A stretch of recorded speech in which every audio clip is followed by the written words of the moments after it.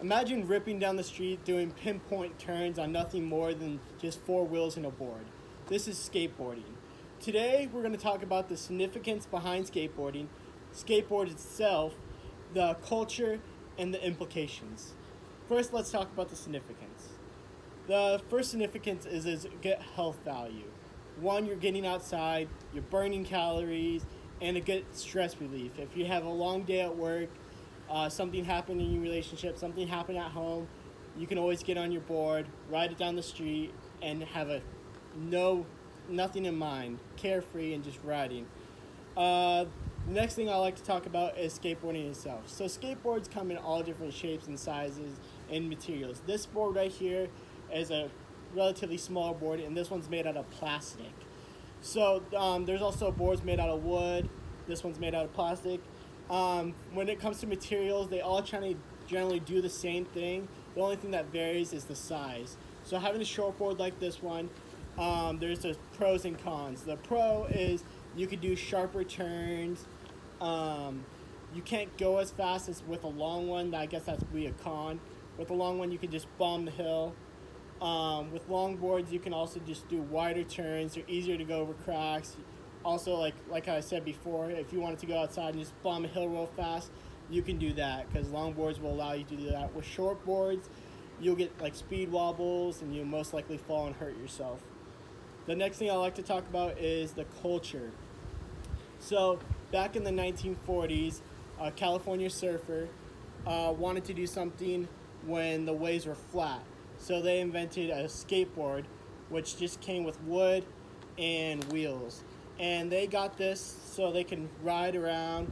At the beginning, it wasn't called skateboarding. It was called street skating or street surfing. This allowed them to go out when the waves were either flat or it was super cold outside. They could do something that didn't involve them going into the water. Nowadays, skateboard is all around the world. You can go to a skate park. You can also see on TV. But there's one thing that comes in common between the two back then or now is when you think of skateboarding, you think of California. You always see movies of skaters driving or skating down to the beach and surfing and stuff like that. So when you think of skateboarding, you most likely think of California. The last thing I like to talk about is the implications. The implications behind it. A lot of cities are starting to ban skating in some areas of the city. So if you go there, you might get a ticket, you might get fined, or maybe even arrested depending on the area.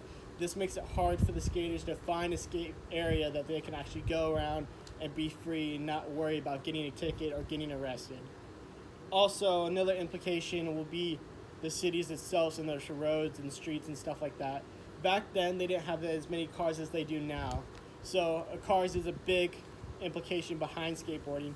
Also, cars causes cracks and potholes in the streets and sidewalks and stuff like that, which makes it hard for skaters to get around because as soon as you hit one crack on a skateboard, you're going to go flying off.